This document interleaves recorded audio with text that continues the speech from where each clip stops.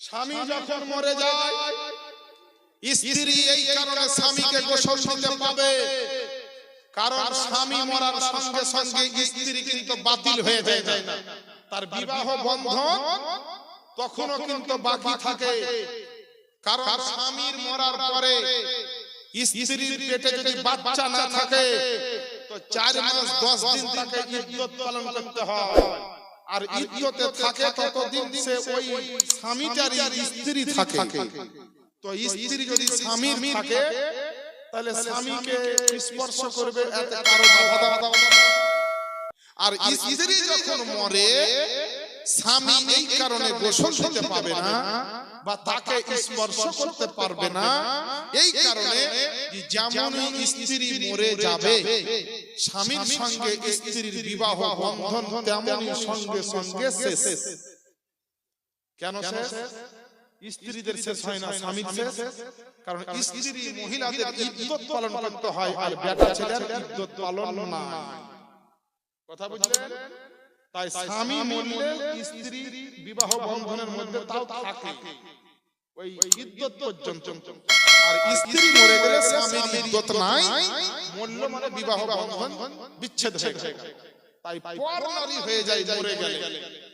তাই স্ত্রীকে আপনার ছুতেও পাবে না, গোসলও দিতে পারবে না। বুঝতে পারলেন? আচ্ছা, স্বামীতে তালাক দিলে তালাক হয়, স্ত্রীতে তালাক দিলে হয় না। কেন? ঘরে একটা তালা মারা আছে, চাবি আছে স্বামীর কাছে, স্ত্রী যদি মিছামিছি তালাকে ধরে টান মারে তালাক খুলবে, কিন্তু স্বামী যদি চাবিটা ঘুরিয়ে এক পাক লাগায় তো খুলবে। তাহলে চাবি যার হাতে তালাক খুলবে সে, নাকি? তো আল্লাহ পাক কোরআন শরীফে বলছেন বিয়াদিহি উকদাতুন নিকাহ। সুবহানাল্লাহ বলেন। বিয়াদিহি উকদাতুন নিকাহ অর্থাৎ বিবাহ বন্ধনের দায়িত্ব চাবিকাঠি আমি স্বামীর হাতে, অর্থাৎ পুরুষের হাতে। কে বলছে? আল্লাহ। তাহলে চাবি আছে স্বামীর হাতে, স্বামী তালাক দিলে হবে, আর স্ত্রী যদি রাগ করে 14 তালাক দেয় তো একটা। ও কোর্টের ব্যাপার আলাদা, সরকারি ডিপার্টমেন্ট আলাদা, শরীয়তের মশলা বলছে। বেরাদর, স্বামী আর স্ত্রী তালাক দেওয়া কাজটা ভালো না। খবরদার, যদিও জায়েজ আছে কিন্তু তালাক দেওয়া কাজটা ভালো না।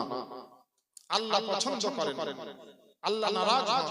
আল্লাহ এটা মোটেই চাই না যে একজন স্বামী স্ত্রীকে তালাক দেবে। এই বাপজিরা ভাইরা, একটা লোক রাগ করে স্ত্রীকে তালাক দিয়ে দিয়েছে, আমাকে ফোন করছে, বলছে স্যার এটা খুব গন্ডগোল হয়ে গেছে। তো কি হয়েছে? না তো আমার স্ত্রীকে আমি রাগ করে তালাক দিয়ে দিয়েছি, কি করব? অনেক দিয়েছে না? আলহামদুলিল্লাহ। মা বোনদের জন্য জান ভরে দোয়া করো, সকলের জন্য দোয়া করো। তুমি রাগ করে দাও, তালাক তো রাগ করেই দেয়, হাসতে হাসতে কে গরু জবাই করে খানা করে তালাক দেয়। তালাক তো রাগারাগিতেই হয়, কিন্তু খবরদার তালাক দিবেন না।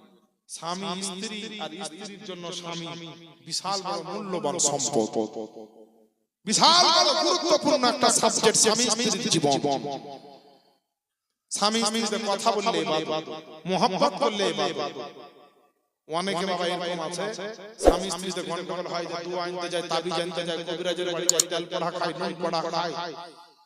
এই তেল পড়া নুন পড়া খাওয়া বন্ধ করেন। আমি একটা দোয়া শিখিয়ে দিচ্ছি, কারো স্বামী যদি বদ হয়, অন্যায় করে, অত্যাচার করে, জুলুম করে স্ত্রীর উপরে, এই দোয়াটা পড়লেই স্ত্রীর উপরে স্বামীর মোহাব্বত হয়। বুঝতে পারলেন? দোয়াটা কি?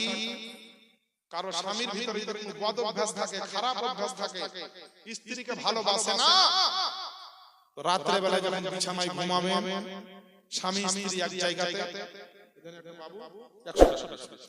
তো স্বামী যেই বালিশে মাথা দিয়ে ঘুমিয়ে থাকবে, সে বালিশের তলায় হাতটা ভরে দেবে, দিয়ে 3 বার বিসমিল্লাহ শরীফ পড়বে আর 3 বার দরুদ শরীফ পড়বে, আর মনে মনে বলবেন আল্লাহ আমার স্বামীর ভিতরে যত খারাপই আছে সব সরিয়ে দিয়ে ভালো আচরণ, ব্যবহার, মোহাম্মদ, ভালোবাসা ভরে দাও। এই আমল 40 দিন করতে হবে। কিতাবের মধ্যে লেখা আছে যদি ঠিকভাবে আমল করতে পারে আর স্বামীর পরিবর্তন হবেই হবে। এবার যদি কারো স্ত্রীর ভিতরে খারাপ অভ্যাস থাকে তাহলে স্বামী কি করবে? তাদের জন্য বলা হয়েছে স্ত্রী যখন ঘুমিয়ে থাকবে স্বামী তার বালিশের তলে হাত দিবে আর হাত দিয়ে এই পাঁচবার বিসমিল্লাহ শরীফ আর পাঁচবার দরুদ শরীফ পড়বে আর মনে মনে বলবে আল্লাহ আমার স্ত্রীর ভিতরে যত রকম বদঅভ্যাস আছে সব বদঅভ্যাসকে তুমি ভালো করে দাও 40 দিনে আমলটা করলে তার স্ত্রী ভালো হয়ে যাবে এখন ধরুন আমি এই ওজিফাটা বলেন আর এই একটা আমল বললাম যে স্বামীকে জব্দ করতে গেলে স্বামীর বালিশের তলে হাত ধরতে হবে আর স্ত্রীকে জব্দ করতে গেলে ভালো করতে গেলে স্ত্রীর বালিশের তলে হাত ধরতে হবে এবার ধরেন শেষ করে বাড়ি গিয়ে ঘুমায়